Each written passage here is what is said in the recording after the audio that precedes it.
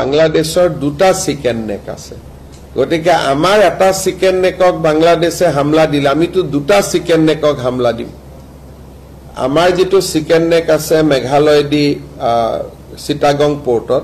হেতু chicken neck আমাৰ chicken নেকত কৈ সৰু ৰিং এটা দলিয়ালে পাই যায় হেকাৰণে এইবিলাক কোৱা কথা